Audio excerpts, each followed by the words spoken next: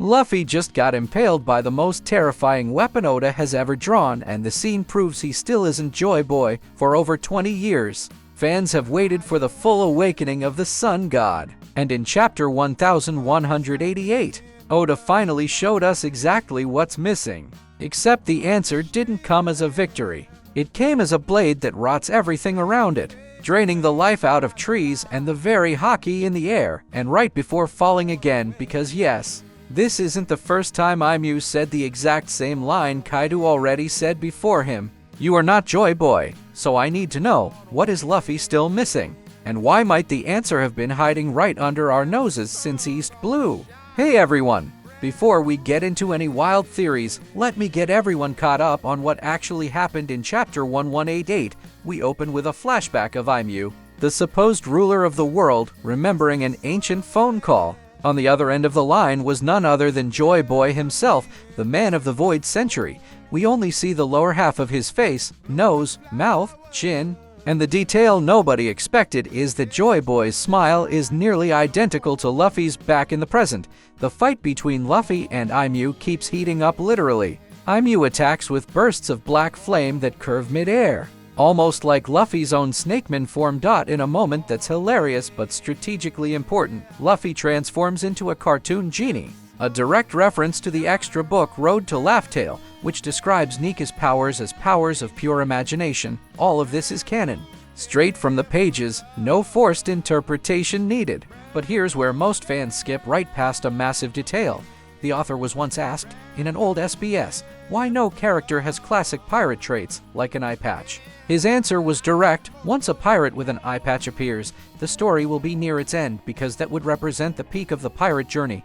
Except Joy Boy is exactly that peak. And the shading on his face in that same flashback strongly suggests the presence of an eyepatch, but that's where things start getting strange.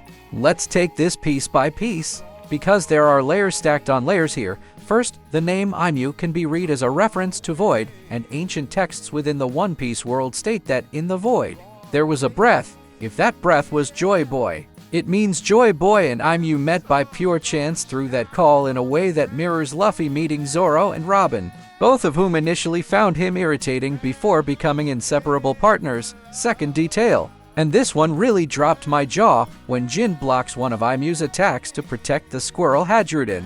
It implies Aimu's power can be countered or at least resisted by water control and Haki, not by raw strength. That raises a huge possibility. Could this be exactly why the world government has always persecuted and discriminated against fishmen? Because maybe, just maybe, they carry a natural resistance against the ruler of the world's own power. I had to reread that section 3 times to believe it. Third point, and maybe the most important of all, the sword Aimu wields. The so-called Void Blade works in a completely different way from anything we've seen before. Zoro's Enma drains the life force of whoever wields it, but Aimu's blade drains the life out of everything around it: trees, air, the environment itself. That's not just a stronger attack. That's absolute control over mantra, extracted from the outside in.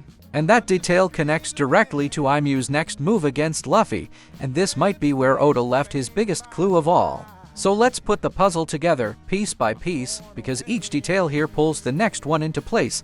First point of comparison, when Luffy lost to Crocodile, it wasn't because he was weak. It was because he didn't yet understand the logic behind his enemy's elemental. Devil Fruit Sand's weakness against liquid and coagulated blood. Second point, when Kaido defeated Luffy with a single blow at Onigashima, he said the same line Aimu repeats now, that Luffy isn't Joy Boy, because Joy Boy would never be this weak. Third point, and this is the central argument of the theory: if the pattern repeats, lose.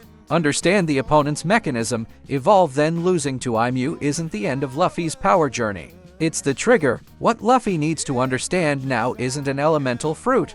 It's the voice of all things itself. According to extra world building material, Joy Boy's Haki is considered superior even to Shanks's, which only makes sense if Joy Boy's Haki reached a level beyond simple observation, something closer to controlling the very essence of what surrounds him. The same way Aimu's sword does. That builds a direct equation. Aimu drains mantra from the environment to create the Void Blade. Joy Boy, at the height of his power, mastered that same kind of connection, except to liberate, not destroy. For Luffy to reach Joy Boy's level, he needs to learn to do the exact opposite of what Imyu does, instead of draining life around him. Give life and freedom back to everything Imyu suffocates, and there's a risk buried in this that nobody's talking about. We've already seen cases of advanced zone users completely losing control of their own minds. The Impel Down jailers are the perfect example. Overtaken by their fruit's beastly instinct, if Nika is a deity with a will of its own, there's a real possibility that upon reaching the next level, it's Nika's own essence that takes control of Luffy's body, not the other way around. And if that happens, Luffy is going to need to win an internal battle before he can win any external one. But here's where everything connects in a way I didn't expect. Remember that identical smile between Joy Boy and Luffy. Add that to Oda's comment about the eyepatch marking the story's ending. Add that to the fact that Blackbeard, according to strong theories, is tied to David Jones's bloodline. Suddenly, a completely different picture emerges. Joy Boy might not just be a position or a title that anyone can take on. He might literally be a direct ancestor of the Monkey D family, and if that's the case, Imyu's line "You are not Joy Boy" carries a completely different weight. It's not a power comparison.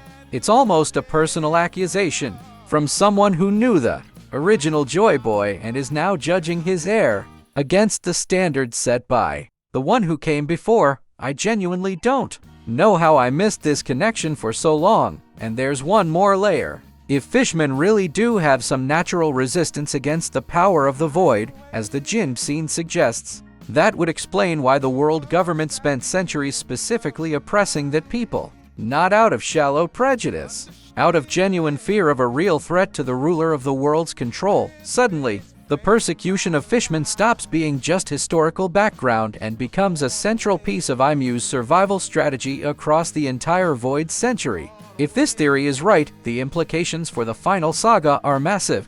First, this completely changes how we should understand Elbaf's role in what's coming. If Luffy needs to learn to give life back instead of draining it, a land tied to giants, raw strength, and ancient tradition might be exactly the right setting for that lesson. Second, this reinforces the idea that Imyu isn't just a powerful villain. He might literally be the only living character who personally knew the original Joy Boy. That changes the weight of every word he says about Luffy. Third, and maybe the most important point, if the voice of all things really is Luffy's next power step, the Revolutionary Army, which has already shown deep interest in the mysteries of the Void Century, could play a decisive role in helping Luffy understand this power before it's too late. And finally, if Nika risks taking over Luffy's mind, that means the series' final climax might not just be a fight against Imyu or the world government. It could be a fight for Luffy's own body and will. You now know a possibility a lot of people haven't even considered yet. And that's exactly the kind of edge that separates people who just watch the story from people who actually understand it. So let me pull this whole line of reasoning together. Luffy lost to Crocodile because he didn't understand his enemy's logic.